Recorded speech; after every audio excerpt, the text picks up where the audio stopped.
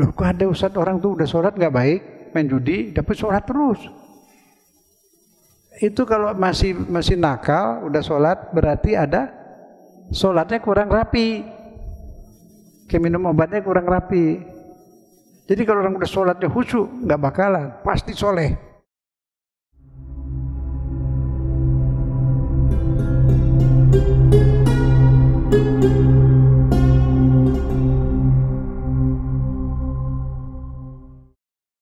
Bismillahirrahmanirrahim.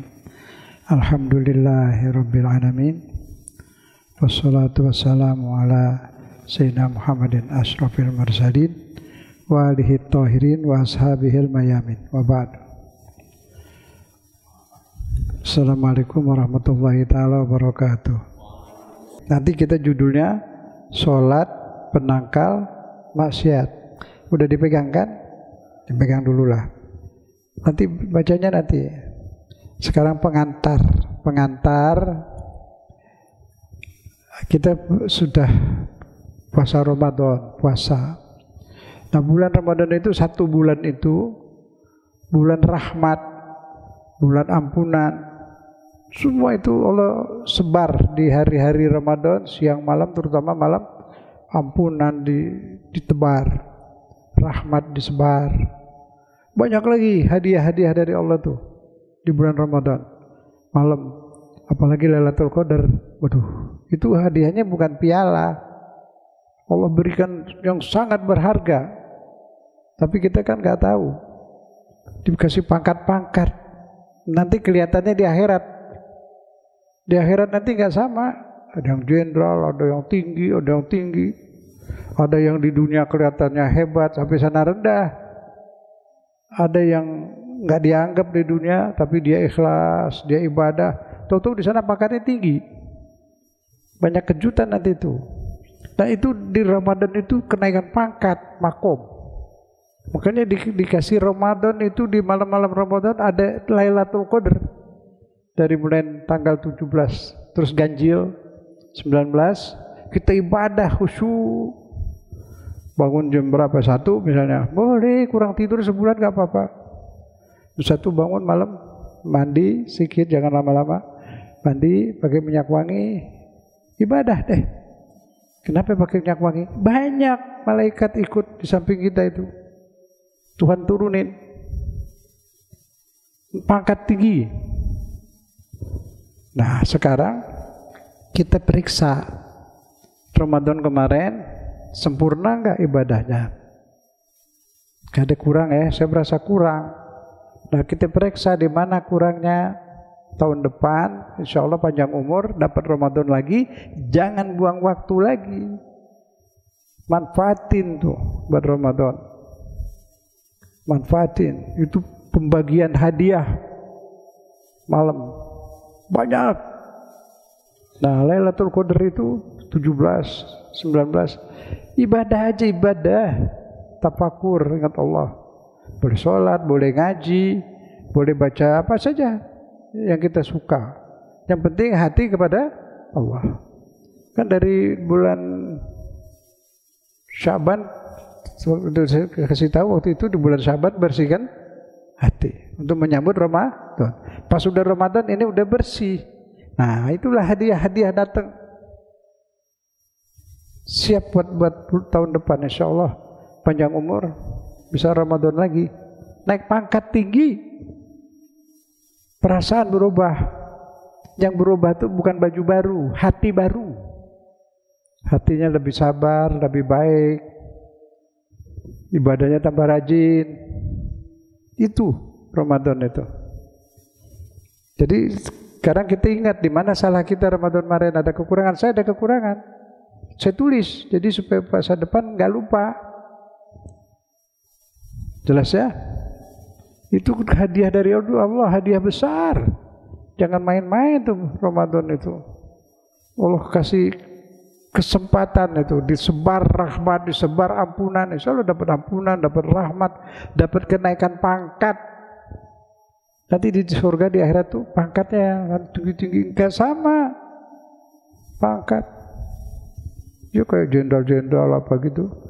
Kalau pangkat di sini orang pada girang sampai ke dukun supaya naik pangkat. Nah terus pensiun nggak? Pensiun. Udah pensiun? Wah, nggak bisa apa-apa. Nah ini pangkat dari Allah selamanya.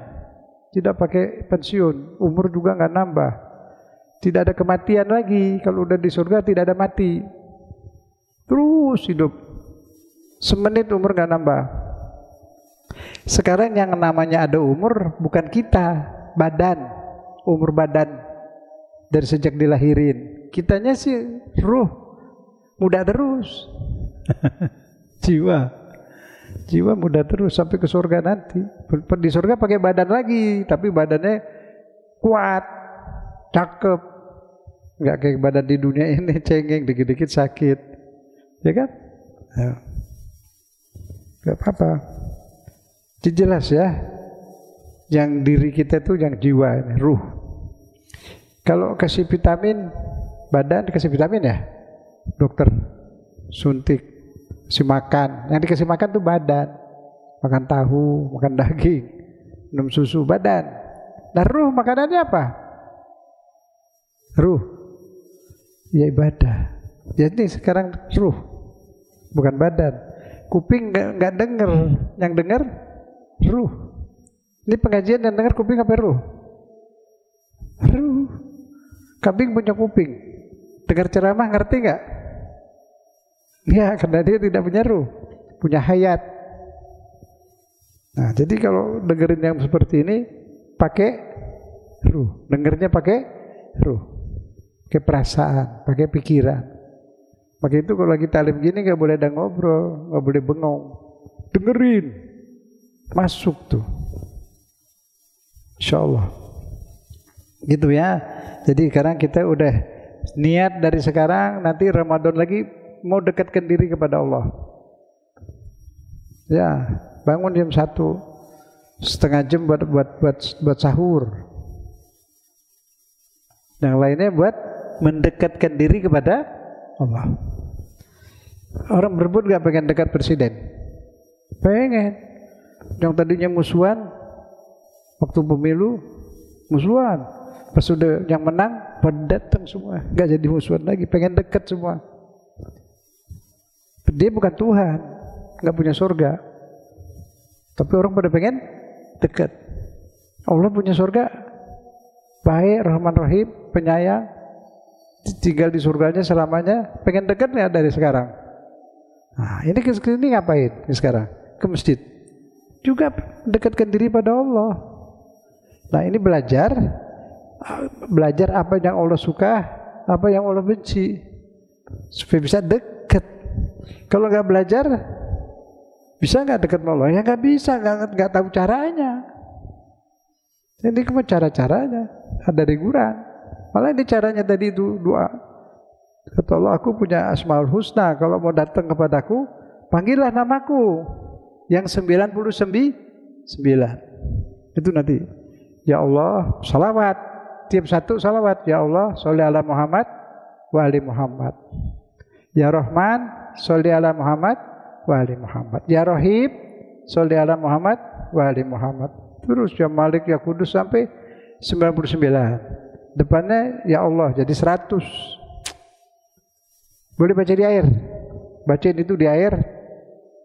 Kalau anak nakal 1, 2. Kalau nakal banget baca 10 kali. Ayahnya ibu baca 9, ibunya baca 1. Minumin tuh anak. Yang banyak, botolnya deh. Sekali bikin yang banyak. Galon kayak 10, 20, 30, 40, 50 botol boleh. Bacain. Minumin tiap hari itu. Insya Allah. Boleh coba. Itu air Quran yang kita bacain Quran, bacain itu asma Allah. Bacaan kita nempel gak di situ di air? Nempel. Kalau HP, punya HP kan? Coba baca Al-Fatihah, taruh rekam di HP. Nempel gak? Di plastik, di besi, nempel. Di air lebih gampang lagi nempelnya. Diminum. Di sini ada 30% air di otak. Air yang kita minum ada itu doanya Jadi satu. Jadi otak kita itu kemasukan ayat Quran, kemasukan sifat Allah, asma Allah. Ya berubah. Insya Allah berubah. Kita minum juga. Adem. Kalau dibacain itu air jalannya ke sini tuh adem. Enak, nikmat. Cobain deh. Baca malam-malam. Kapan aja sempat baca. Minumin. Istri kayak suami minumin. Kasih minum semua. Jadi mendekatkan diri kepada Allah. Paham bacaan Fatihah. Baca Fatihah sehari berapa kali? Di sholat wajib 17 kali baca Fatihah. Belum di sholat sunnah. Kan itu bicara kepada siapa? Pada Allah. Iyyaka na'budu wa iyyaka nasta'in. Ngomong apa tuh? Bilang apa sama Allah? Ya mesti tahu dong. Janji itu. Iyyaka na'budu ya Allah, hanya kepadamu aku menghamba, hanya kepadamu aku ruku, hanya kepadamu aku sujud, hanya kepadamu aku takut, hanya kepadamu aku mengharap. Iyyaka nasta'in, aku enggak mengharap siapapun, aku hanya mengharap kepadamu, karena kamu maha kuat, maha kasih, maha penyayang, yang punya dunia, yang punya kekayaan, yang lain semua miskin, enggak punya apa-apa. Manusia juga kalau punya harta Allah. Jadi aku tidak akan menghamba kepada yang lain. Hanya kepadamu ya Allah Tuhanku. Dan mengharap hanya kepadamu. Itu arti iyyaka na'budu wa iyyaka nasta'in. Kalau baca sholat udah berapa ribu kali sholat, masa gak paham? Pasti paham dong. Nah itulah ilmu yang dicari yang begitu. Kita gak disuruh punya hati jadi benci, menghakimi orang lain, itu awas sesat, itu awas. Dari mana tahu? Kita itu ajaran begitu, ajaran kebencian, nggak boleh. Allah ngajarin punya hati rahman, hati rahim. Orang salah bukan dibenci, dibetulin.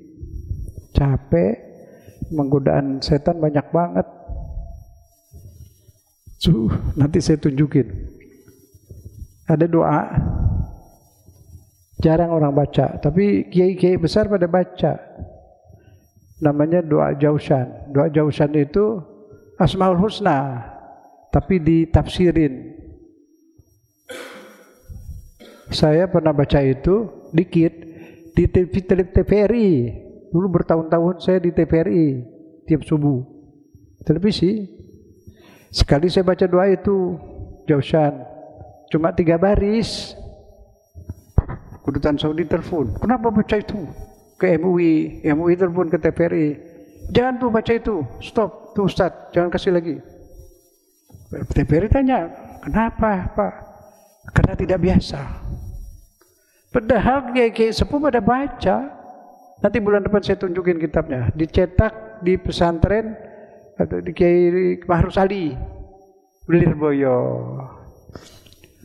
40 tahun yang lalu. Di Lirboyo dicetak Kiai Mahrus Ali. Saya punya kitabnya, saya simpen. Tadi saya mau tunjukin orang MUI itu, saya belum ketemu dia. Nanti udah ketemu bilang, Pak, ini doa yang saya baca di TVRI yang Bapak stop. Ini Kiai Mahrus Ali nyetak, dia baca. Kenapa Bapak stop? Ini kan baca doa, memanggil nama Allah. Bapak seorang kiai, kok nggak ngerti? Kok nyetop saja, nggak mikir dulu, tanya dulu. Apakah ini perbuatan soleh apa salah? Menghalangi orang baca doa, menghalangi orang dakwah. Itu kita tuh kadang nggak tahu diri kita salah, kita malah menganggap kita hebat. Ini yang masalah. Menghalangi saya dakwah. Berapa puluh tahun saya dakwah di TVRI sampai kedengaran seluruh Indonesia Irian. Di orang Irian pada protes, orang Kristen yang protes. Kenapa itu Ustaz di stop? Kami sering dengarkan, karena dia mengajak kita kenal kepada Allah. Orang Kristen senang, karena saya ngajak kenal Tuhan. Saya nggak pernah ngajak ke partai, nggak pernah ngajak ke mazhab. Nah inilah kita umat Islam selalu dibuat seperti ini. Makanya pernah nggak partai Islam menang di kita? Partai nasional yang menang terus. Orang Islam menangnya di mana? Nah itu supaya paham. Karena orang Islam itu negeri Arab, saudaranya dibunuhin, dilaparin, diusir dari negerinya, digebukin, disiksa. Ibu-ibu dibunuh, anak-anak dibunuh, orang hamil dibunuh. Itu orang Arab diam aja. Malah yang dibantuin Israel. Terus terang. Yang bantu Palestina siapa? Indonesia tuh, alhamdulillah. Satu-satunya negeri Ahlus Sunnah yang bantu orang Arab, Indonesia. Yang lain nggak ada yang bantu. Yang bantu Palestina semua orang Syiah yang di sini dikafirkan. Pakai otak dong. Apa itu Syiah kafir? Kalau dia kafir, kenapa dia bantu Ahlus Sunnah? Kita dibohongin. Ini sekarang juga saya suka kasih yang benar Syiah begini pada yang kurang. Astagfirullahaladzim. Orang Syiah itu zakatnya 22,5%. Ngapain saya nggak mesti keluarin? 20% sama 2,5%. Itu yang 20% tuh yang kaya, yang menengah ke atas. Makanya nggak ada orang susah di Syiah itu. Hati Syiah yang di sini nggak banyak, jumlahnya sedikit. Tapi yang mampu, yang nggak mampu semua udah pada umroh. Yang mampu biayain yang nggak mampu. Dia yang ngeluarin 20%. Nah itu apa itu salah? Apa itu kafir? Ada pendeta itu siapa namanya? Dia bilang orang Islam pelit, ngeluarin 2,5%. Kita Kristen 10%. Dengar nggak? Nah, lagi dituntut dia. Saya mau nyampein, lupa kemarin Kamis. Nanti Kamis depan di Rasil saya mau supaya Bapak pendeta salah. Di Quran ada perintah mengeluarkan itu ghanimah 20%. Ada di Quran. Cuma di kita sini nggak tahu, dilupain. Nggak pernah dengar kan? Ada di Quran surat Al-Anfal.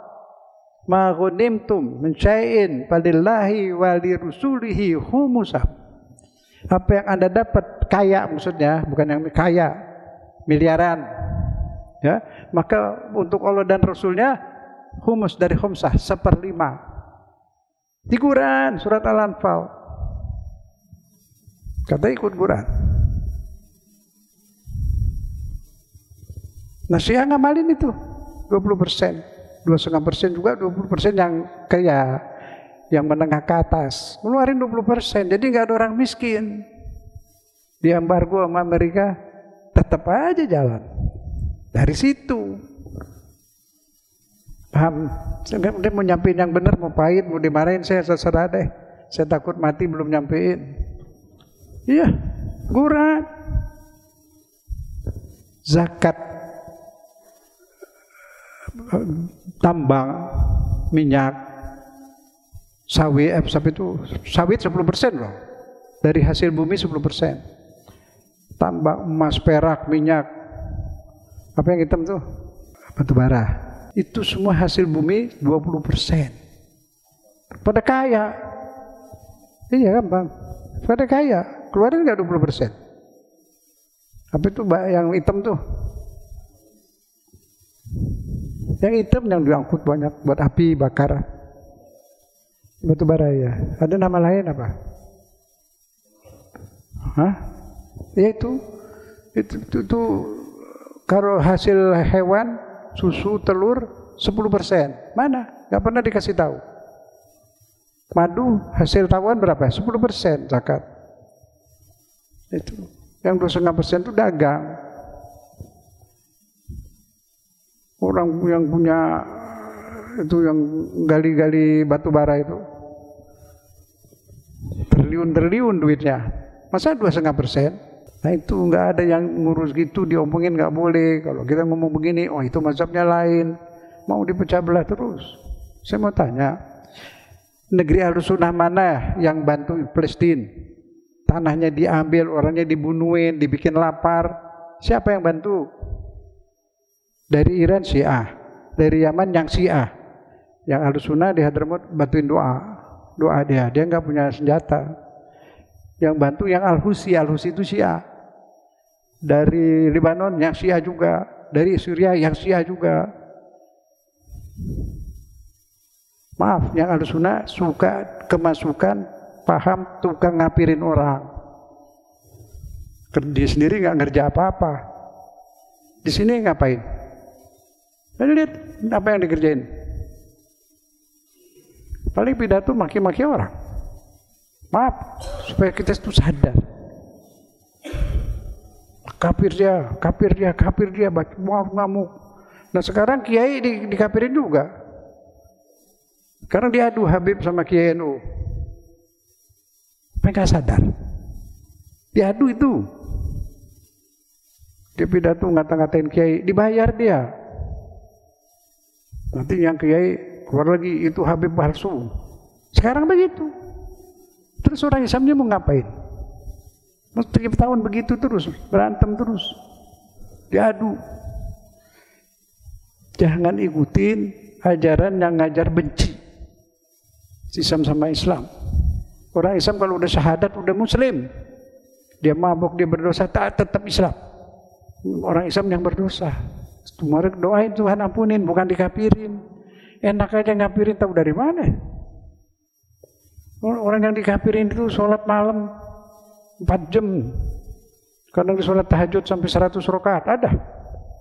Kita kan cuma dengar katanya dibohongin mau. Nah dia dibayar.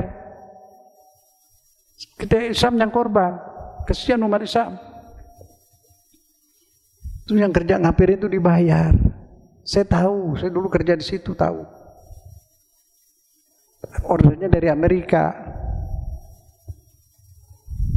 Yang benci ke orang Syiah itu siapa? Yahudi. Sebab dari dulu Syiah sama Yahudi itu musuhan berat. Dan yang ngelawan Israel, yang ngelawan Amerika itu semua orang Syiah dari dulu, dari zaman Nabi. Terus zaman Sayyidina Husain cucu Nabi, lawan yang begitu. Nah, itu supaya jelas. Tapi saya tidak ngajak ke mazhab, tidak. Tetap jadi Ahlussunnah sampai mati, sampai ke surga insya Allah. Tapi jangan ngapirin yang lain, yang belum tentu, belum jelas. Dibohongin. Nah sekarang yang tukang ngapirin itu bantu nggak? Palestina enggak, Saudi nggak bantu, Emirat nggak bantu. Emirat ngapain? Ngundang pendeta dari India. Pendeta dari India dihormatin, dibikinin kuil, cakep mahal, bukan itu, bukan masjid, kuil orang Hindu. Emirat. Besoknya habis Emirat datang angin badai, topan, banjir. Tuhan marah. Itu negeri Arab tuh. Susah dikasih tahu gimana. Seperti jadi orang Islam ibadahlah seperti biasa, nggak usah berubah, tetap jangan ngapirin orang Islam. Kalau pengen tahu Syiah kafir, nginep di rumah orang Syiah, nginep. Lihatin ngapain tuh orang Syiah. Kalah kita ibadahnya sama dia. Dia tuh sembahyang malam semua. Anaknya Badar Manu tuh kalau sembahyang malam sampai 100 rakaat. Anaknya jenderal. Dia Syiah. Kekayaannya disedekain. Nginep di rumahnya liar. Katanya terus. Dan orang Syiah tidak akan syiahkan Ahlussunnah, enggak. Itu Iran, Lebanon yang Syiah sekarang bantu Palestina. Orang Palestina enggak disyiahin, enggak. Jangan, kamu tetap aja Ahlussunnah. Kami ini membela Islam, bukan bela mazhab. Nah, paham sekarang? Bela Islam. Kita enggak Wahabi, tapi kalau orang Wahabi susah bantu enggak? Bantu, sebab dia Muslim. Ya, saya enggak suka Wahabi, suka nakal, suka bid'ah ngapain orang. Tapi dia Islam, enggak boleh kita kafirin. Apalagi Syiah lebih baik dari Wahabi. Syiah itu cinta sama Nabi, bukan maulud Nabi Muhammad, maulud Sayyidina Husain, maulud Sayyidina Hasan, maulud Siti Fatimah, semua dimauludin keluarga Nabi. Dia cinta sama keluarga Nabi. NU juga cinta, cuman NU cintanya sama cucu sama Nabi, sama cucunya doang, Habib. Kalau Syiah cintanya sampai ke atas. Kalau ingat Sayyidina Husain dia nangis, ya Allah Husain, keluarga Nabi dizolimin, dipenggal palanya, nangis dia gini-gini, nyesel gitu. Begitu doang. Gak ada beda lain, sholat sama, puasa sama, semua sama. Sudah jelas ya, saya udah ulang-ulang, capek ngomongin mazhab. Udah, saya Islam doang deh. Kalau saya tanya saya mazhabnya apa? Saya mazhabnya Nabi Muhammad. Ada nggak di Quran suruh ikuti mazhab Syiah, ikuti mazhab Wahabi, ikuti mazhab Ahlussunnah di Quran, ada nggak? Nggak ada. Adanya di Quran apa? Ati Allah wa atiur Rasul. Ikut Allah dan ikut Rasul. Rasulnya namanya siapa? Nabi Muhammad. Berarti saya suruh ikut Nabi Muhammad. Katanya sunnah, ya itu sunnah ikut Nabi Muhammad. Ikut Imam Syafi'i boleh. Boleh, tapi Nabi Muhammad dulu. Ilmu ambil di Imam Syafi'i, Imam Malik boleh, nggak ada masalah. Tapi dia nggak dapat wahyu. Bisa benar, bisa salah. Nabi Muhammad dapat wahyu nggak? Wahyu. Jadi pernah salah nggak Nabi Muhammad? Nggak pernah. Nah udah ambil yang pasti. Ulama kita hormatin, tapi mengikat Quran dan sunnah Nabi, ajaran Nabi, gitu. Dan kalau orang dakwah di TV di stop, apa itu amal soleh? Saya tunggu, saya belum ketemu itu sama orang. Kenapa saya di stop? Dosa besar itu, mencegat dakwah. Dan orang saya di Indonesia dari tahun berapa saya di TVRI bertahun-tahun lama itu. Nggak ada pernah ada salah. Kalau salah tegur dong. Masa ngasih doa salah? Itu doa sampai sekarang tiap malam di kampung Tegal Gubuk sebelum Indramayu tiap malam baca doa itu. Jausan namanya. Jausan itu tameng. Nabi Muhammad lagi perang, malaikat Jibril turun, Allah kirim salam, buka baju besi itu berat. Baca ini lebih jadi tameng. Namanya tameng Jausan.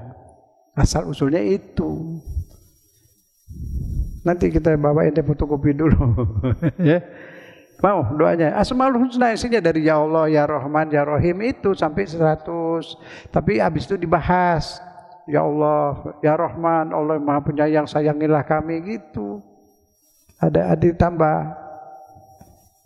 Nah, jadi Asmaul Husna sebenarnya. Itu yang MUI itu top saya, dia tahu itu nggak salah, tahu. Dia disuruh sama Saudi telepon. Jadi itu politik. Nah, kita lebih baik saja sama Muhammadiyah baik, sama NU baik, sama Al-Irsyad baik, sama Persis baik. Emang dia Muslim semua, nggak keluar dari Islam. Jangan mau diadu. Udah cukup gitu, udah hancur. Di sini juga ada begini. Islam nggak bisa apa-apa, bisa apa? Nggak bisa apa-apa. Jangan mau diadu, bahaya. Mau pemilu diadu, sekarang tuh diadu tuh Habib sama NU, jangan ikut-ikut, damaiin kalau bisa. Salahnya betulin. Dilihat di YouTube maki-makian itu dua. Kan aneh. Kok jadi begini? Si ajaran Islam yang mana yang bisa begitu? Ini bakal banyak, maka saya sampaikan, jaga, kasih tahu pemilih semua. Jangan ikut-ikut ribut, ikut-ikut baik boleh. Muslim sama Muslim itu perbedaannya kecil, bukan perbedaan keimanan, bukan. Pemilu juga kacau, memang nggak kacau, bayaran. Ya, kita ikut-ikut aja udah, tapi nggak usah benturan. Dia benturan, ini rakyat pada ngamuk segala macam. Udah habis pemilu dia pada baik. Yang tadi musuhnya ikut minta jatah menteri. Nah kan kesian rakyat dibodohin. Pada ikut nggak tuh sekarang? Pada ikut Pak Bowo. Saya dapat kasih menteri berapa orang nih? Saya dapat menterinya. Saya ikut deh. Tapi berapa dapat? Cuma begitu. Bagi-bagi kue. Nah terus rakyat yang pada beribut rugi sendiri. Saya kan pada ikut semua itu dulu juga begitu. Dulu Pak Bowo menang, Bowo dia disebut musuhan. Pada begitu, ntar udah yang satu menang, yang lain ikut. Nah rakyat ngapain? Emang tuh pada bela negara, pada bela agama? Enggak juga. Pada minta jatah. Jadi jangan mau diadu seperti itu, jadi pintar-pintar gitu loh. Udah ya, cukup. Innalillahi wa inna ilaihi rajiun. Apa arti rajiun? Pulang. Kemana pulang? Ntar dari masjid kemana? Pulang. Ke rumah. Mampir. Kalau pulang ke surga pulangnya. Nanti pulangnya kemana? Ke surga. Kalau udah ke surga balik lagi nggak? Enggak. Siapa mau udah di surga mau keluar, gak ada.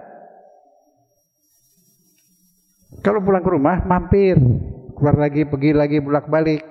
Kalau udah pergi nggak balik lagi, kemana tuh? Rojiun, kembali kepada Allah. Di mana? Di surga. Yakin nggak masuk surga? Yakin. Udah sholat subuh-subuh ke masjid, udah bagus banget. Udah yakin, tinggal kelasnya mau surga yang mana, tinggal nyari pangkatnya. Itu udah musim begini udah ke surga, asal jangan jahil, jangan musuhin orang Islam. Itu saja. Maksiat, munkar itu dimusuhin. Kalau Muhammadiyah, NU jangan dimusuhin. Dia salah-salah manusia, Allah ampunin. Kita bukan disuruh jadi polisi Tuhan, ngadilin orang, ngapirin orang. Jelas ya? Disuruh berbuat baik kepada sesama muslim. Udah gitu. Kalau mazhab, udah mazhab Nabi Muhammad. Lewat Imam Syafi'i, Maliki boleh. Tapi ikut mazhab Nabi Muhammad. Ati Allah wa atiur Rasul. Taat pada Allah dan Rasul. Enggak ada taat kepada ini ulama, enggak. Dia benar kita ikut. Dia ngajarin enggak benar ya enggak ikut. Kalau saya ngajarin yang salah, jangan ikut. Selesai. Sekarang pelajaran kita ini. Sholat penangkal maksiat. Kita punya badan, punya ruh. Kalau badan sakit, ke dokter. Kasih makan, kasih vitamin. Ini badan. Manan minkum susu nasi makan buat badan. Nah ruh ngobatinnya gimana? Juga nih, punya anak nakal. Kasih makan apa? Pergi ke apotek, Pak beli obat ruh, anak saya nakal. Ada nggak di apotek? Obat bikin jadi baik? Gak ada. Jadi bagaimana kalau anak nakal? Atau ke diri kita nakal? Obatnya apa ya? Allah udah kasih obat. Obat paling paten, bikin orang jadi soleh. Bisa ngusir maksiat. Bisa ngusir ke amal buruk. Apa itu obatnya? Sholat. Sholat itu bukan kebutuhan Allah. Allah nggak butuh disembah. Tapi sholat itu resep buat kita supaya jadi orang baik. Itu. Loh kok ada ustadz orang tuh udah sholat nggak baik, main judi, tapi sholat terus. Itu kalau masih nakal, udah sholat berarti ada sholatnya kurang rapi. Kayak minum obatnya kurang rapi.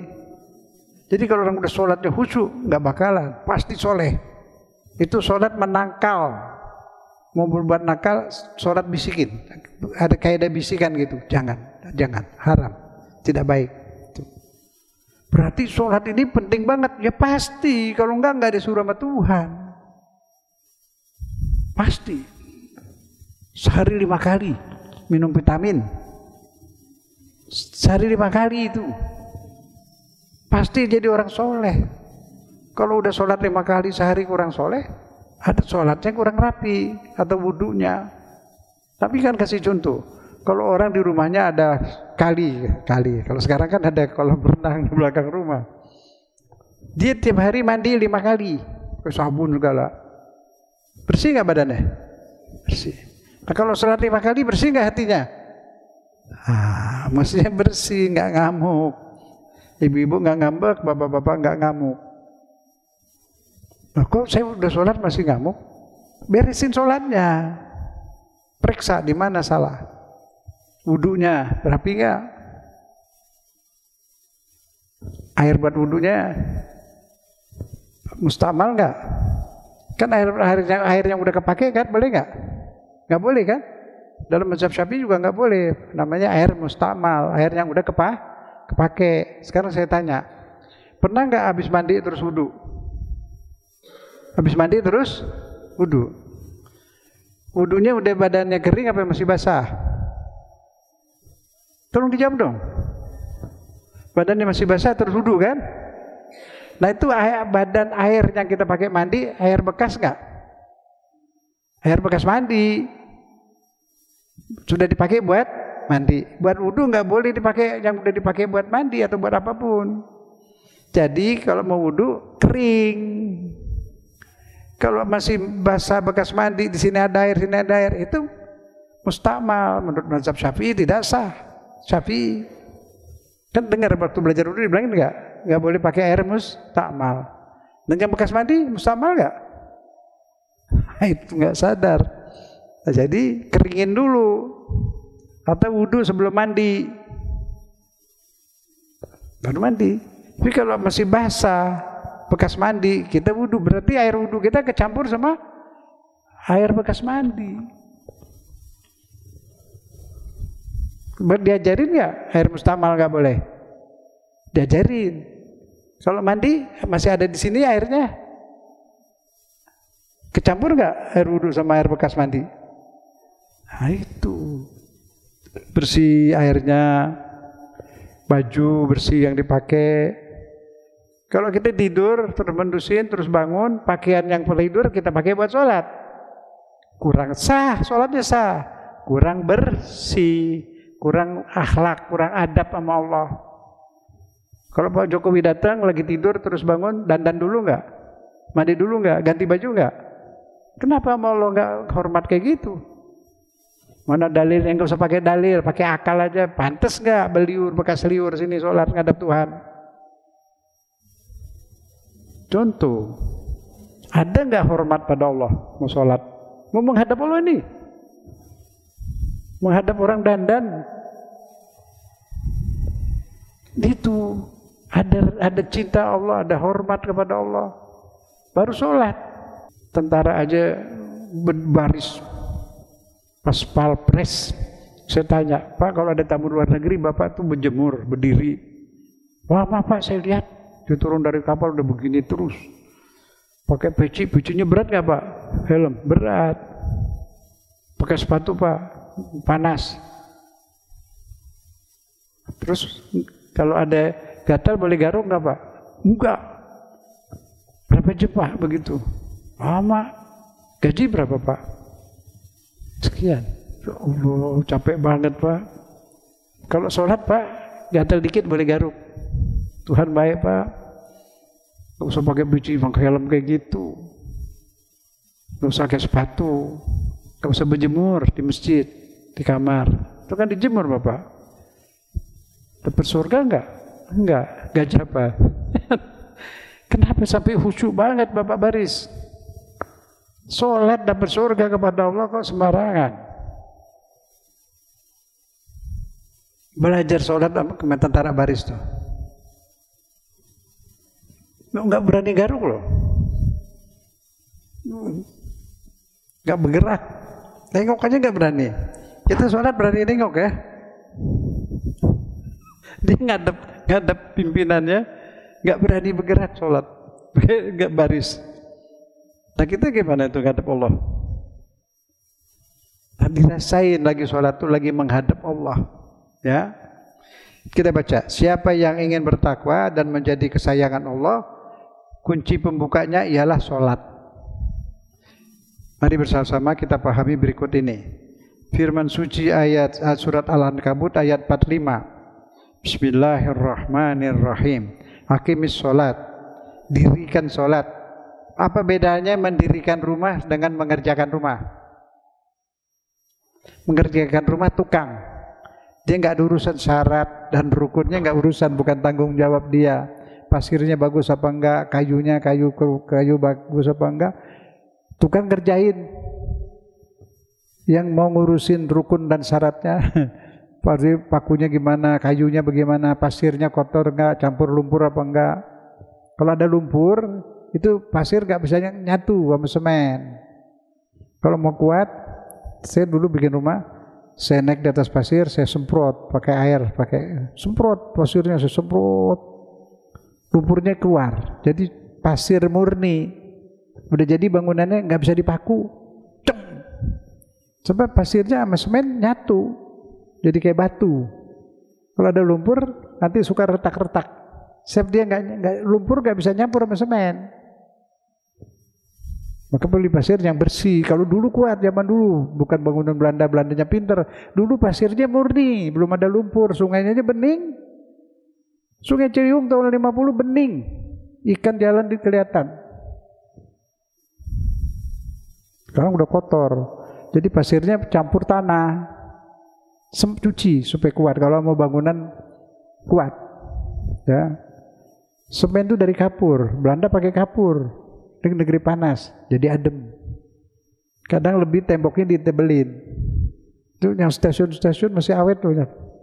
Bikinan dia. Terapi pakai kapur. Ya. Tapi pasirnya bersih. Ya. Cuci dikit, semprot sama air dikit, keluar tuh lumpurnya. Beneran. Lumpur tuh tanah, mana bisa nyampur sama semen. Jadi retak-retak. Juga pondasi kalau kurang kuat, dia turun dikit, retak lagi. Gempa rubuh, jadi pondasinya juga mesti kuat. Dalemin dikit, lebih dalam. Gitu. Bagus. Cor bawah kuat. Ya udah. Tapi yang penting di akhir zaman ini kita di sini kalau mau bangun rumah cari tempat yang tinggi. Jangan di bekas sawah, bekas kebun boleh tinggi. Sebab jumlah air tambah banyak. Gunung es di kutub utara selatan cair, rontok, cair. Jadi air tambah banyak, makanya pada banjir di mana-mana. Yang enggak banjir jadi banjir sekarang. Ya cari yang tinggi-tinggi, kayak sini nih tinggi nih. Saya tadi lagi ke sini, saya seneng sampai keluar air mata. Kenapa? Tahun 85, 90 sering saya lewat sini tuh, ujung aspal. Terus ujung aspal dulu memang aspalnya sampai situ tuh, simpang tuh. Ke sono udah enggak, sono sampai ke sana batu, ke situ gereja, tapi masih tanah. Belum ada orang sholat, maaf ya, sedikit 1-2 lah, 1-2. Ini masjid ini belum ada itu. Situ ada di sana tuh. Ada. Saya dapat tanah di Keranggan dari Kodim, dapat Koramil. Kasih tanah situ, bikin kecil. Tapi sama orang lain sudah jadi banyak orang Islam dibikin gede kan. Saya kalau ke situ nggak ada yang kenal. Tapi girang hati. Jadi saya bikin waktu itu naruh bendera lah supaya nggak diduluin sama yang lain, sama gereja gitu. Kalau udah ada masjid kan aman. Belum ada yang sholat. 2 di sini yang sholat 2 orang. Di mana lagi situ? Wah, gitu. Alhamdulillah sekarang udah. Makanya saya kira kok alhamdulillah masjid sini, di situ masjid banyak alhamdulillah. Kampung sawah udah ada universitas, udah ada sekolah. Yayasan Fisabilillah. Alhamdulillah. Jadi Islam itu maju berkembang. Yang kurang apa? Mutunya. Umat Islamnya masih gampang diadu-adu. Meski belajar betul belajar agama yang benar lah. Udah insya Allah soleh nanti. Nah sekarang ini sholat. Supaya tahu sholat tuh kita bahas. Apa itu sholat tuh apa? Bukan kebutuhan Tuhan, kebutuhan kita. Sholat itu resep dari Allah buat kesehatan hati, buat ketakwaan, buat kesehatan jiwa. Luar biasa untungnya sholat itu. Kita mulai lihat. Aqimis sholat, diriin sholat. Inna sholat, sungguhnya sholat itu tanha. Tanha itu nahi. Bahasa India nahi. Ya, tanha, mencegah, menahikan, mencegah anil fahsya, perbuatan keji, perbuatan buruk, wal munkar. Munkar bahasa Indonesia juga munkar sama. Apa arti munkar? Diingkari, dibenci oleh jiwa. Telanjang munkar gak? Munkar. Mau orang telanjang? Gak mau. Jiwanya mengingkari. Jiwanya mengingkari. Jadi apa yang dilarang Tuhan, hati kita juga nggak mau. Munkar. Bir aja namanya apa ya? Ankir bir. Ada tulisan ankir nggak depannya? Ankir, ingkarilah. Memang orang udah pada hipokrit. Di bungkusan rokok tulis apa? Jangan isap rokok, bahaya. Ada nggak tulisan itu? Ada kan? Tapi dijual. Diisep.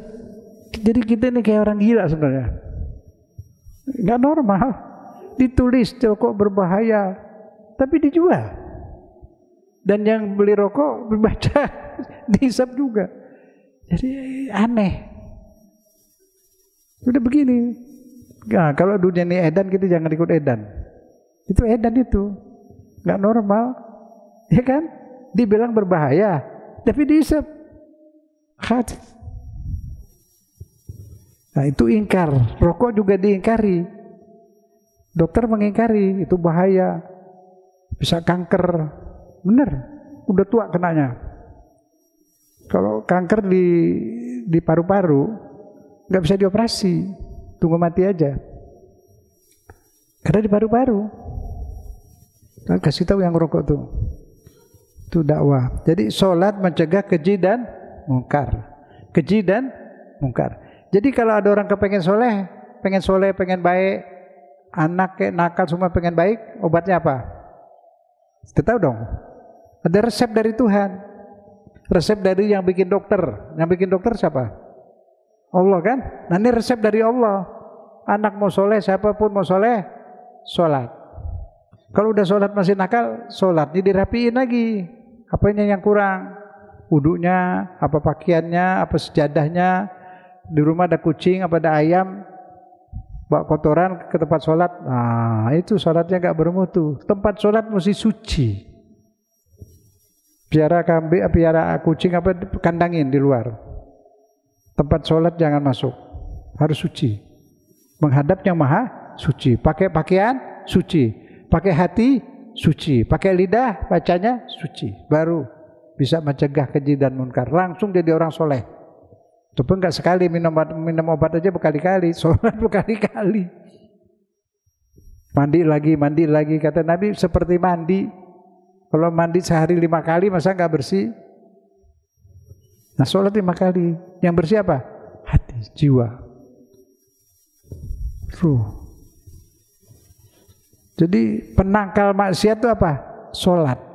Saya bagaimana sih? Saya pengen jadi orang soleh. Sholat. Pengen berhenti ini itu sholat. Lama-lama nggak suka kepada maksiat. Nah itu resep dari Allah ini. Tuhan suruh kita sholat supaya jadi orang soleh. Karena sholat itu bisa bikin kita jijik kepada yang munkar. Kenapa udah kita sholat dari kecil sampai sekarang udah berapa puluh tahun? Udah berasa belum bahwa sholat itu kebutuhan kita? Bukan kebutuhan Tuhan.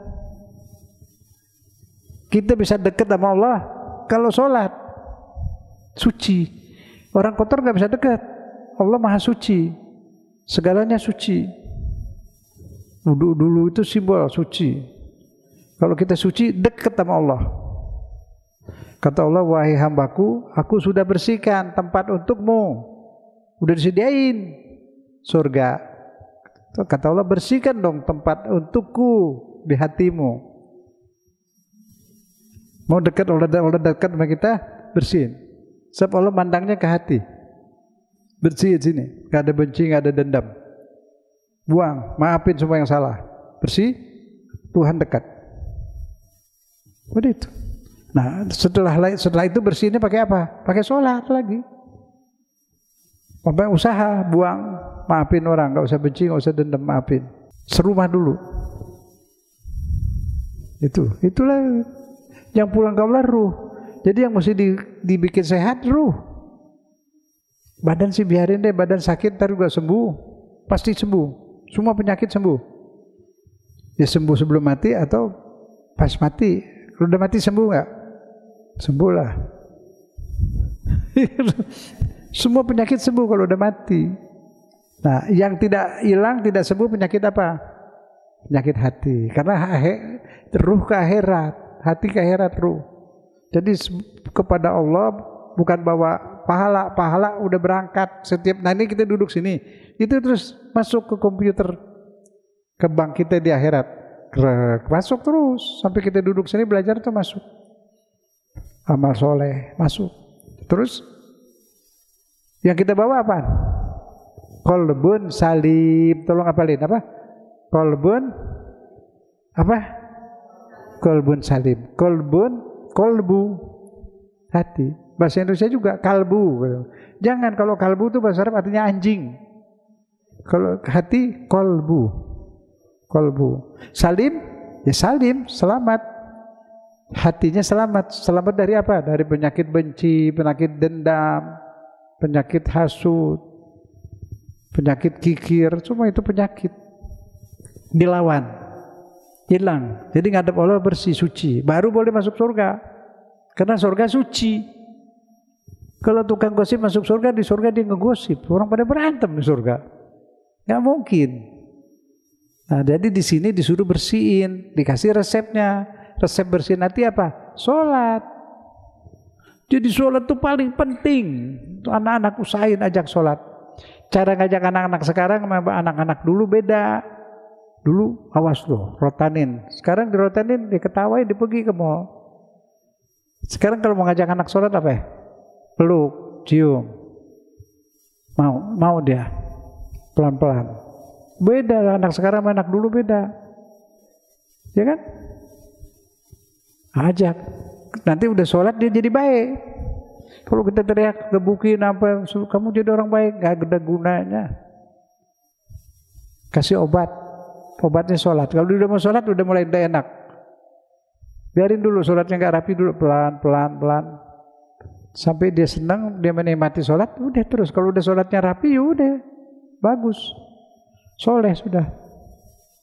Ini ayat Quran. Sholat menangkal keji dan munkar. Munkar yang diingkari. Orang gak demen, itu munkar. Nah, ketika sholat, sadar gak lagi menghadap Tuhan? Ada orang lagi sholat, pikirannya kemana-mana itu. Itu dibuang. Jadi siap dari sebelum sholat udah disiapin niat. Niat itu ngasih tahu hati kita, bukan ngasih tahu Tuhan. Tuhan udah tahu kita mau sholat. Ngasih tahu hati. Mau ngadep Tuhan nih, jangan kemana-mana ya. Itu. Dan waktunya ada tamu, sabar Pak ya Bu, sabar sebentar saya sholat dulu. Nggak boleh begitu. Jadi sholatnya itu buru-buru. Tamunya nungguin. Pak, Bu, saya mau sholat, gimana? Sekarang beresin aja lah. Enggak, sholat dulu saya tungguin. Enggak, saya nggak mau ditungguin. Saya lagi enak-enak sama Tuhan, nggak mau buru-buru. Ya kan? Sama orang apa yang mau utamain orang atau utamain Tuhan? Saya mau sholat. Ya, kita beresin di urusannya. Kelas. Jadi sholatnya nggak terburu-buru. Sholatnya tenang. Kayak Ustadz tadi jadi imam baca, tenang. Seperti itu. Baru sholatnya bisa bagus. Saya nggak tahu tuh yang di YouTube suka ada tuh tarawih di Jawa Timur ngebut. Itu sih bukan sholat itu. Olahraga juga enggak. Olahraga aja pakai tumanina. Itu olahraga, kaki tadi angkat pelan-pelan. Itu olahraga kan? Ini bukan olahraga, bukan sholat, bukan. Nyari piala. Ini bagaimana sholat dibuat mainan itu? Di luar itu ada juga di pesantren. Saya tanya mana Pak Umar tuh sopir. Dia keluar. Terus sholat wajib. Saya nggak bisa ngikutin. Tapi supaya orang nggak kaget, saya ikutin aja dulu. Setelah itu saya sholat lagi di pesantren. Kiainya gitu. Saya nggak mau sebut ya. Cuma semoga Tuhan ampuni dia. Nggak pergi bingung. Mungkin dipelajari sholat itu apa, fungsi sholat itu dapat apa. Terus kalau kita sholatnya rapi, jadi bagaimana kita? Aduh, kalau sholat rapi, nggak pernah sedih hidup, nggak pernah sedih. Tenang, senang. Mau ada bom meledak juga di situ tenang. Jiwa itu vitamin buat hati. Sholat itu ngurusin badan terus, kasih vitamin, sehat, seger. Hatinya. Kalau sholat ngebut-ngebut kayak gitu nggak ada pengaruhnya ke hati. Kalau orang umat Islam sholatnya benar, bersatu dia sedunia. Kalau umat Islam bersatu sedunia, waduh, kekayaan semuanya ada di negeri orang Islam. Tapi jadi pada miskin. Itu negeri-negeri Arab kaya punya minyak ngeluarin nggak 20%? 20% itu mestinya. Enggak. Duitnya habis nggak keruan. Apa itu orang Islam? Nah itu makanya rakyatnya baik loh, rakyatnya baik. Kata di Saudi rakyatnya baik, di Emirat ini raja. Udahlah. Mobil dari emas, mobil diisi berlian semua, pintunya semua berlian. Ke Palestina nggak bantu. Udah sejodoh. Apa? Dari mana? Dia Islam, dia ngerti agama, dia tahu Quran bahasa Arab, dia ngerti. Di mana salahnya? Sholat kurang beres. Nah itu dia. Sholat kurang beres. Bagaimana itu ngerapinya? Nanti rapi, dari punya waktu khusus menghadap Allah, tenang, bacanya pelan-pelan, apalagi bisa artinya, paham artinya sambil merenungi artinya. Al-Fatihah tuh cari paham. Alhamdulillahirabbil alamin. Puja dan puji itu hanya bagi Allah, untuk Allah. Terus saya seperti itu.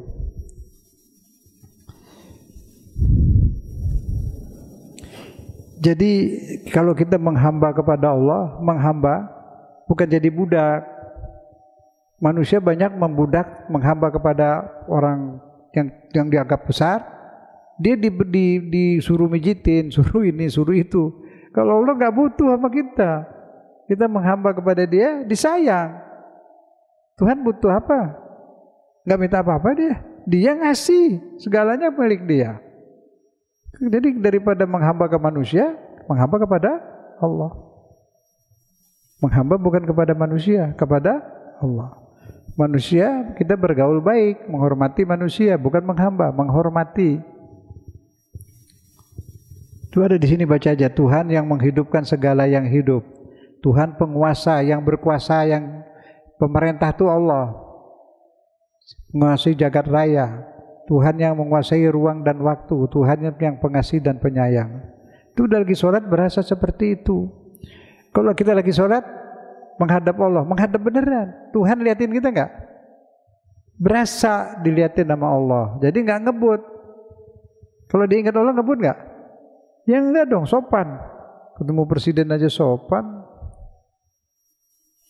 Nah ini ketemu presiden apa pejabat.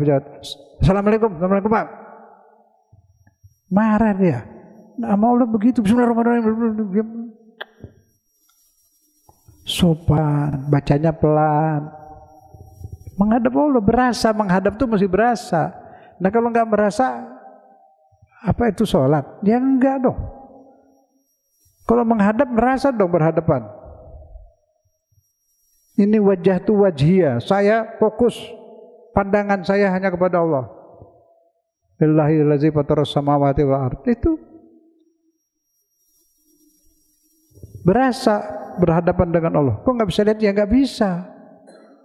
Kalau udah bisa lihat angin, nanti bisa lihat Allah. Pernah lihat angin? Nggak lihat. Berhadapan nggak sama angin? Berhadapan. Itu napas hidung. Jadi angin ada di sini. Nah itu ada berhadapan dengan Allah pakai perasaan. Sama angin berasa kok. Gak pernah lihat angin, pernah lihat merah apa kuning angin? Angin merah apa kuning?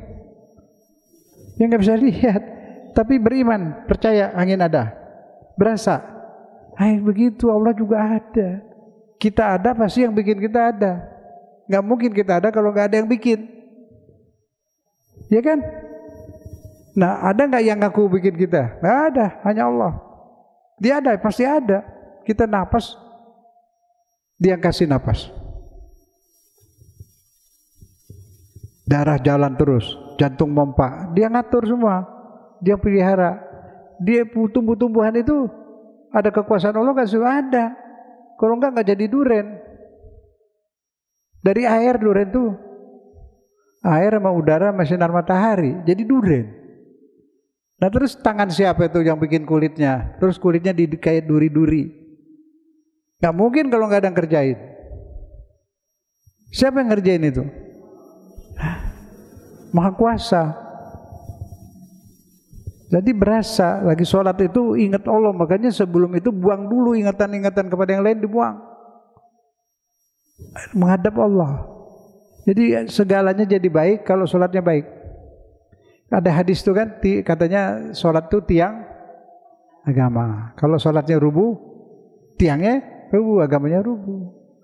Jadi berarti kalau gitu sholatnya penting banget. Kalau sholat penting banget, ngerjainnya gimana? Berhati-hati, rapi. Jangan dianggap asal sholat aja begitu. Pokoknya saya udah jalanin sholat, nggak dosa. Bukan sekedar takut dosa. Vitamin buat ruh kita. Jelas ya?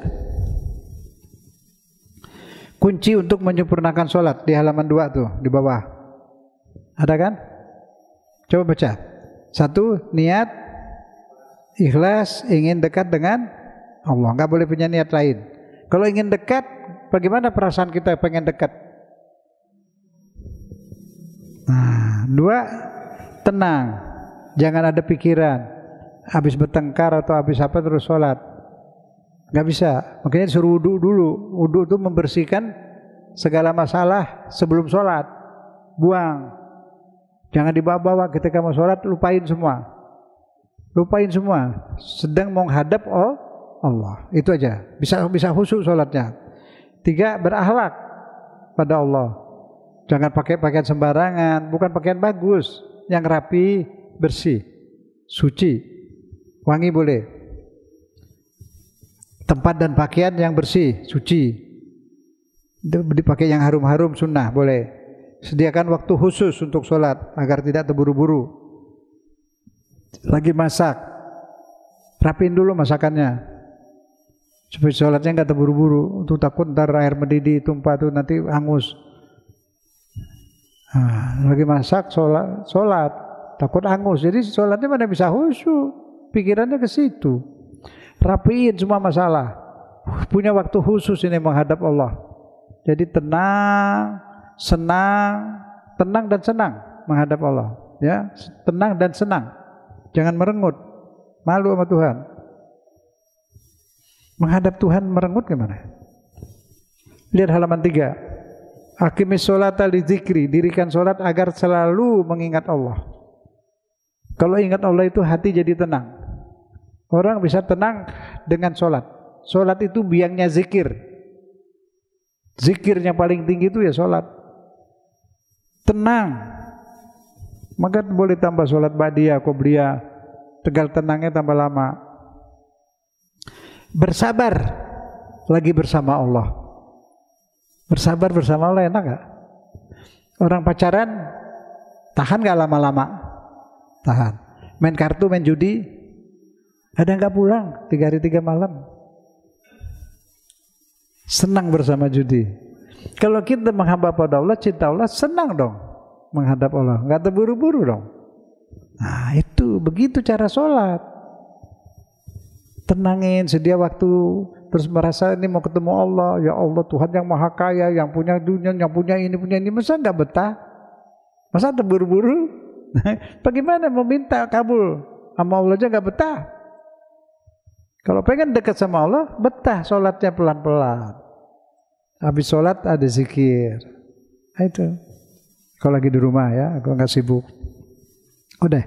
Sekarang kata Allah kasih sarana lagi. Kalian kalau mau bikin soleh diri, mau bikin soleh anak, mau bikin jadi orang yang sabar, jadi orang soleh, jadi orang baik, wasta'inu bis-sabri was-shalah. Mintalah, bantulah diri Anda dengan sabar, tegar, dan sholat. Tuh. Mau menyelamatkan diri dunia akhirat, sabar dan sholat. Mau bikin soleh diri, anak dan sebagainya, sabar dan sholat. Sabar nggak jadi jahat. Karena kalau kita sabar, arti sabar apa? Lupa. Ingat, mengalah. Kalau bapak ngamuk, ngalah. Senyum saja.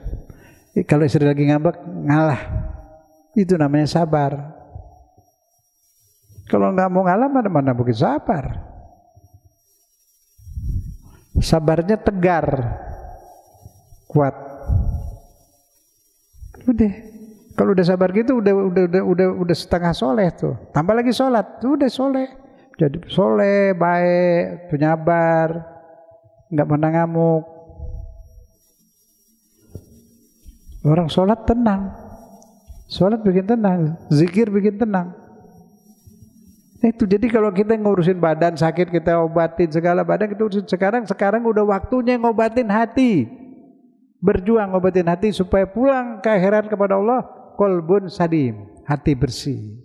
Badan sakit diurusin, kenapa hati sakit nggak diurusin? Kalau punya penyakit sombong, sembuhkan nggak? Sembuhkan. Obatnya apa? Sholat.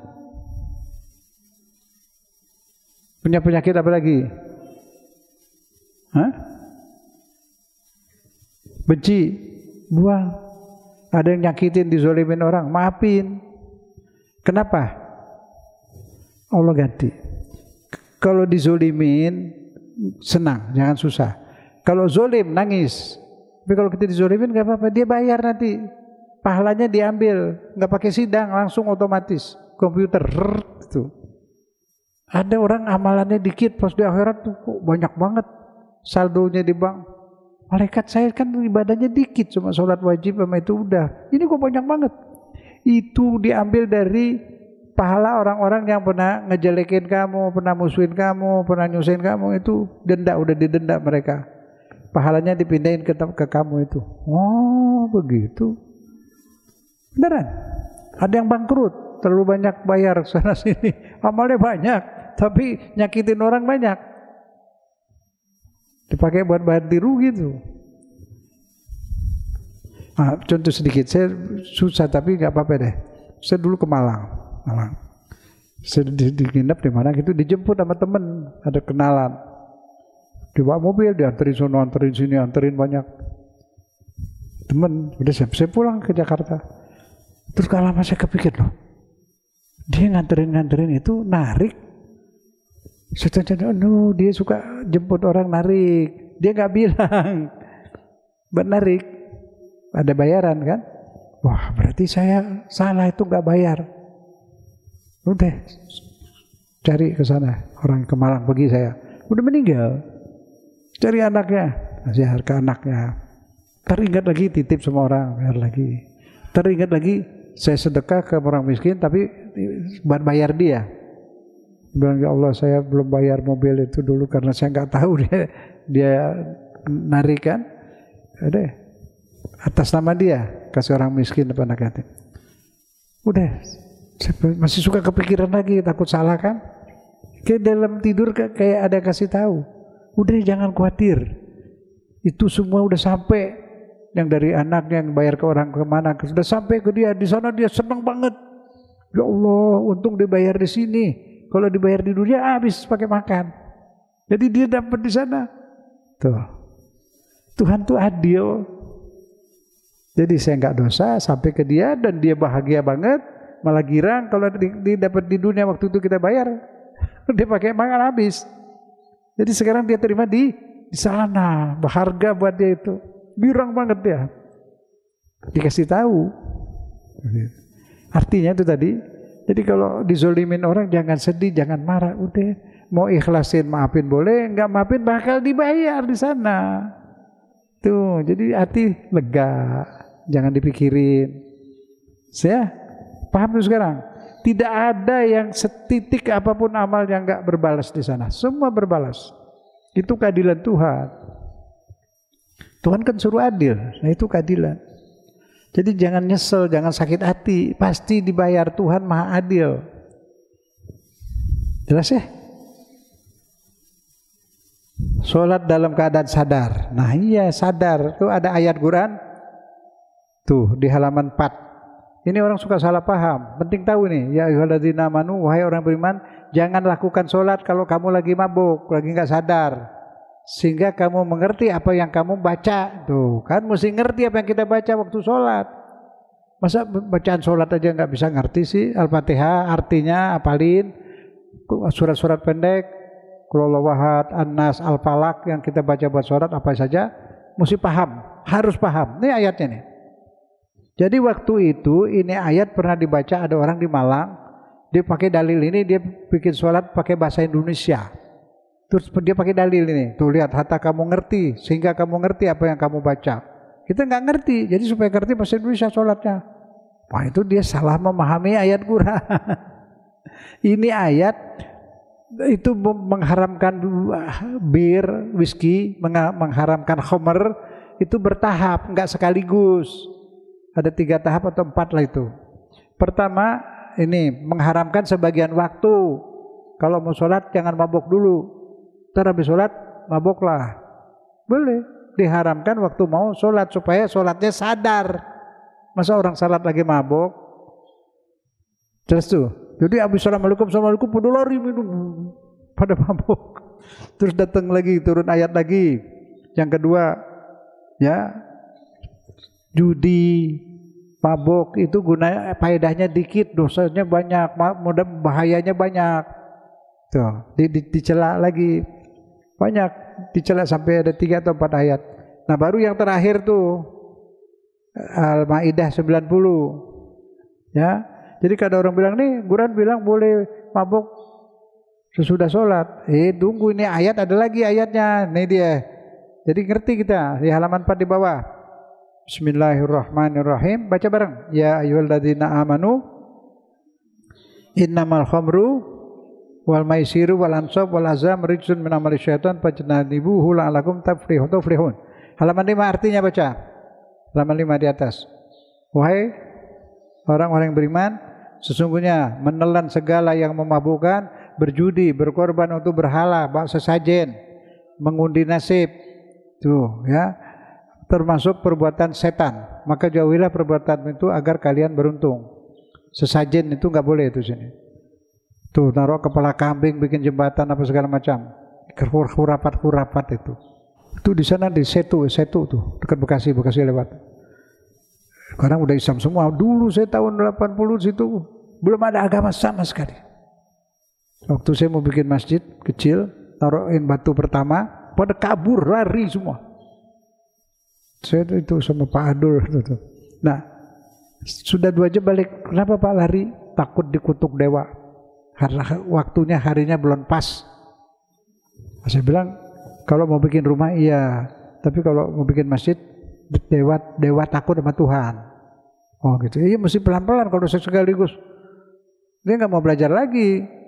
Jadi saya dikit-dikit, tahap bertahap. Ya kalau bikin rumah nanti dikutuk dewa, tapi kalau bikin masjid enggak. Oh gitu ya. Ya gitu pelan-pelan. Nah ini Tuhan juga mengharamkan whisky begitu. Kalau mau sholat jangan mabuk. Nah nanti turun lagi ayat itu nggak bagus. Nah baru turun ayat ini sekaligus tidak boleh sama sekali. Mau whisky-nya setetes, mau whisky-nya sesendok nggak boleh. Yang haram nggak boleh, dikit banyak nggak boleh. Sekaligus. Tapi setelah 2 tahun, pelan-pelan. Itu cara dakwah begitu, nggak sekaligus. Ya. Judi, mengundi nasib dulu. Undi nasib itu ada panah-panah, suruh ambil 1. Ntar di situ ada tulisannya apa. Sekarang banyak kayak gitu. Itu nggak boleh. Semua itu takdir Allah. Jadi kesimpulan terdapat 3 tahap pengharaman minuman keras. Tahap ke-1 bahayanya minuman keras, dijelasin bahaya. Yang kedua dilarang kalau mau sholat, habis sholat boleh. Yang ketiga haram sama sekali. 20. Jadi pakai tahapan. Kita juga didik anak-anak gitu, nggak bisa sekaligus. Pelan-pelan. Kalau dia mau sholat wajib udah dulu, jangan ditambahin dulu. Nanti udah mantap sholat wajib baru tambahin sholat sunnah. Sekaligus berat, pelan-pelan. Apalagi yang diharamin pelan-pelan? Riba. Tadinya riba yang riba bunga kecil boleh. Riba ini boleh, riba itu lama-lama baru turun ayat wazaru ma baqiya minar riba. Tidak boleh sama sekali. Jadi kalau ada ayat kayak tadi, jangan deketin sholat kalau mabuk. Kalau orang nggak ngerti kan dia bilang kalau habis sholat boleh mabuk kan? Bilang itu tahapan. Nanti ada ayat lagi sekaligus nggak boleh. Terus dia bilang ini renten yang bunganya kecil boleh. Iya dulu pertama kali begitu. Kemudian turun ayat lagi semua jenis riba haram. Ada tahapannya. Jadi nggak bisa kalau lihat Quran terjemah boleh tapi nggak langsung bisa berfatwa. Tanya lagi ya Ustaz, ini maksud ayatnya apa gitu ya? Kemudian lihat ayat 6, halaman 6 itu. Bahwa Allah menyatakan bahwa semua sholat kepada Allah. Semua pohon-pohon bersolat, hewan-hewan semua sholat. Dan bertasbih kepada Allah dengan cara dia, bahasa dia masing-masing. Burung berkicau itu bertasbih, ayam berkokok itu bertasbih. Semua. Manusia juga disuruh. Nah, hanya manusia diberi hak pilih. Mau bertasbih boleh, enggak boleh. Mau sholat boleh, enggak boleh. Tanggung risikonya. Kalau itu enggak, sudah ditakdirkan dia bertasbih dan sholat. Nah sekarang ini mesti paham, halaman 7, ini penting nih. Qad aflahal mu'minun alladzina hum fi sholatihim khashi'un. Beruntung orang yang beriman. Yang mana orang beriman yang macam mana? Orang beriman yang sholatnya khusyuk. Nah ini yang sholatnya tidak khusyuk berarti tidak beruntung. Hatinya tidak sehat.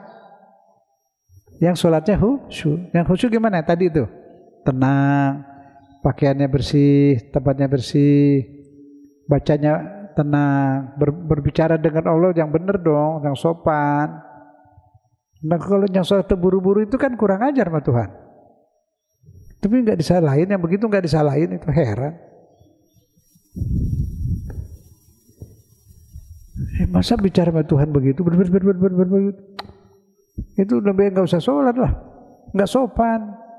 Harus sopan kepada Allah, hormat kepada Allah. Jelas tuh ya. Jadi aflahal mu'minun alladzina hum. Ada lagi tuh. Fawailun lil musallin, celaka orang yang sholat. Itu suka diartiin yang sholatnya ditunda-tunda. Tolong ini beneran. Sholat itu boleh di awal waktu, boleh tengah, boleh akhir. Tiga-tiganya sah. Afdol di awal. Afdol. Tapi kalau ngejar di awal terburu-buru pada apaan? Mendingan tunggu punya waktu yang tenang. Di akhir masih boleh. Sahabat ada yang sholat zuhur di akhir. Dia sholat zuhur, selesai assalamualaikum, baca wirid, azan asar. Langsung dia sholat asar. Jadi zuhur di akhir, sholat asar di awal. Kayaknya seperti jamak, bukan jamak. Maka di hadis Bukhari disebut jamak suari. Seperti jamak, padahal enggak. Ada yang sholat maghrib di akhir. Dia wudhu sekali wudhu, di sholat maghrib baca subhanallah alhamdulillah isya. Nah kalau di Mekah Madinah, nanti dalilnya ke sana begini. Di Mekah Madinah itu semua sholat di awal waktu. Benar bagus, sebab orang datang ke sana semua mau ibadah. Tapi dagang rusak kalau orang sana begitu. Jadi dia baru datang jam 10, setengah 11 di kantor. Siang datangnya, baru kerja ketik azan zuhur 12, balik ke kantor udah jam 2, setengah 3 kadang, baru ngetik 2 kali Allahu Akbar asar, terus balik lagi maghrib baru ke kantor duduk 30 menit isya, nggak ada kerjaan, terganggu. Allah tuh suruh dunia juga harus diurus. Jadi dikasih waktu panjang, waktu zuhur, asar. Di kitab hadis Sahih Muslim, saya mau jujur ya, mau marah-marah lah. Hadis Nabi di Sahih Muslim, kitab hadisnya ada, udah diterjemahin ke bahasa Indonesia. Ada 5 hadis di situ Nabi menjamak maghrib sama isya, zuhur dan asar di rumah, di tempatnya, di kampungnya, bukan dalam perjalanan. Tapi tidak kasar, tetap 4, tetap 3. Di hadis Muslim ada. Nanti saya bawain kitabnya. Ada yang bisa bahasa Arab siapa? Ustaz. Ya, ingetin. Nih. Jadi boleh dalam keadaan kepepet. Jangan, di Nabi bilang jangan nyusah-nyusahin. Ini diumpetin. Hadisnya ada itu. Sekarang udah banyak pada ngerjain. Boleh. Bukan Syiah saja. Di hadis Sahih Muslim ada itu.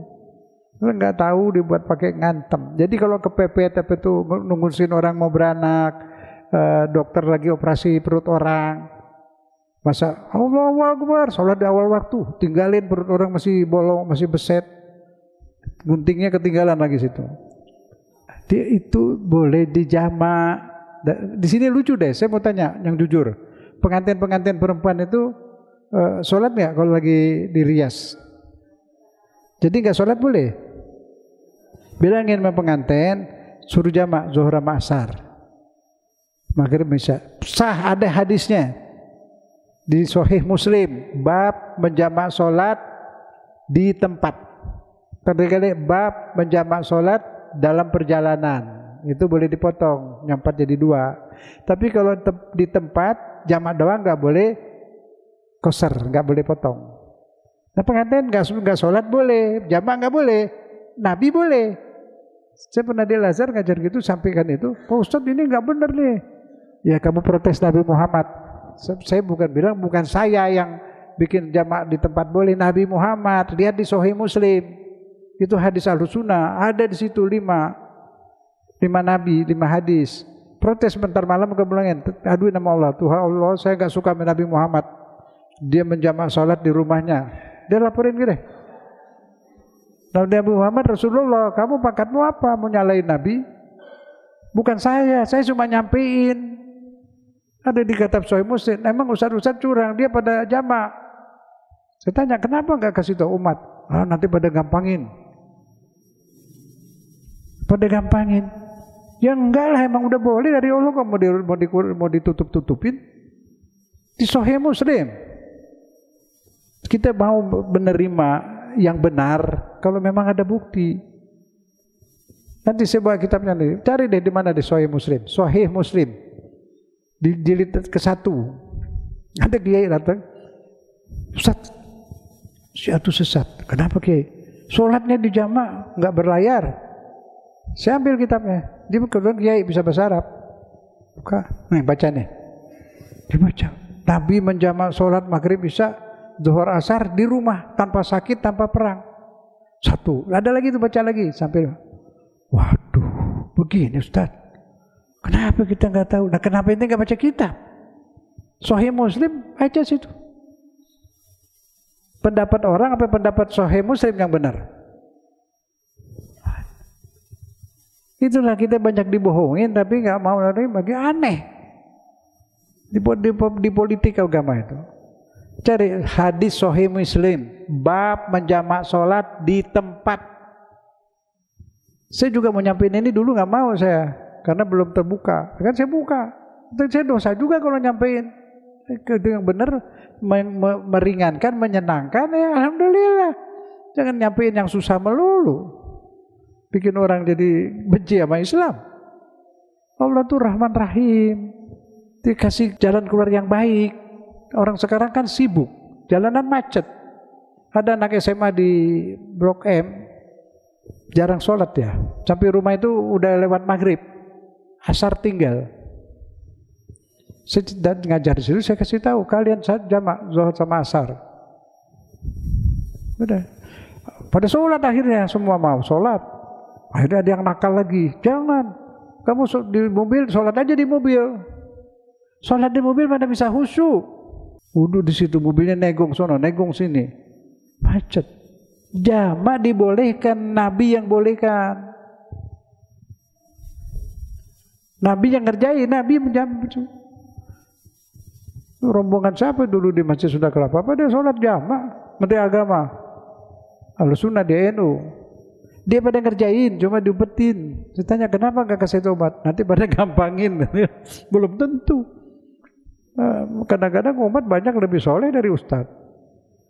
Ya, jadi nggak bisa kita umpetin agama, diumpet-umpetin, nggak boleh. Apa yang ada sampaikan apa adanya.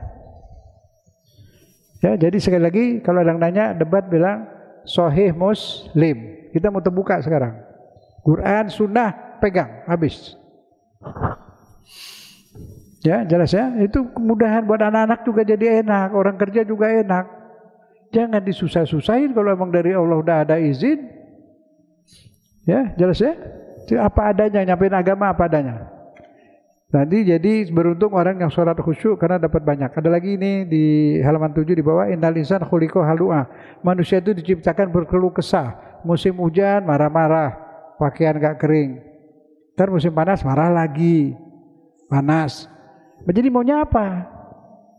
Nah itu keluh kesah. Tidak bisa menikmati apa yang ada, protes terus. Itu yang nggak boleh. Jadi itu kalau dia dalam keadaan susah keluh kesah, Kalau dalam keadaan senang lupa diri. Kecuali musallin, lihat. Kecuali orang yang sholat nggak begitu. Karena orang yang sholat hatinya terpelihara. Kecuali yang sholat. Yang sholatnya gimana? Yang sholatnya selalu kontinu, sholatnya rapi, tenang. Terus di halaman 9 yang ingat kepada Allah ketika berdiri, ketika tidur, ketika jalan, di mana dia berada selalu tafakur fi khalqis samawati wal ardh. Lalu dia berpikir tentang kejadian langit dan bumi. Dan dia ucap, Tuhan, tidak sia-sia Kau ciptakan semua ini, selamatkanlah kami dari neraka. Itu halaman 9 ya. Jadi ingat Allah itu banyak-banyak. Cara ingat Allah itu tafakur tuh. Di sini disebut wa tafakkarun, berpikir. Begini deh ibu bapak, saya ajak mikir sekarang. Tahu pepaya enggak? Tahu. Coba belah pepaya, belah. Di dalamnya ada apaan? Biji, dikit apa banyak? Tanya Tuhan, kenapa bikin biji banyak gini? Tanya. Dia pasti jawabnya apa? Wahai hambaku, aku ciptakan pepaya untukmu, makanlah sepuas mampu, habisin. Jangan takut habis. Tuh aku titipin biji. Buang aja biji ke tanah, nggak usah diapa-apain, buang aja. Akan menjadi juta-juta pepaya lagi. Siapa yang naruh biji? Yang naruh bijinya siapa? Caranya gimana? Kok nggak bolong pepayanya? Taruhin biji. Bijinya udah ada waktu masih kecil. Ya bijinya juga kecil. Kenapa nggak nempel di daging pepaya? Kalau nempel di daging pepaya makannya susah. Mesti keluarin bijinya. Ini enggak, bijinya terpisah. Kayak baru ditaruh. Padahal enggak, dari masih kecil. Kok sampai kayak gitu dikasih biji banyak banget. Kurang baik gimana Allah tuh? Bagaimana bisa dibikinin biji? Satu biji mati, buang ke tanah, mati, kering, hitam. Keluar lagi, numbuh. Jadi pepaya berapa lagi? Di setiap pepaya berapa banyak bijinya lagi? Bikinnya gimana? Kita ucap apa? Subhanallah. Ma khalaqta hadza batila. Tidak ada yang sia-sia. Sayangnya Allah kepada manusia kayak gitu. Dan manusia yang makan paya bersyukur enggak? Sadar enggak waktu dia makan paya ini dari Allah? Ingat enggak gitu? Nah terus yang jual paya, ingat gak dia rezekinya dari Allah? Dia makan buat anak istrinya, bawa pulang makan duit apa tuh, jual pepaya. Pepaya siapa yang dijual? Pepaya Tuhan. Sadar gak dia kalau rezekinya dari Allah?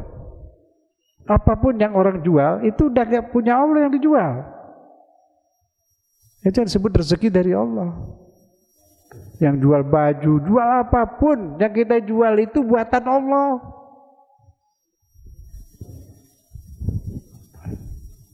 Yang jual padi, jual apa, semua buatan Allah. Ada nggak barang yang bukan bikinan Allah? Nggak ada.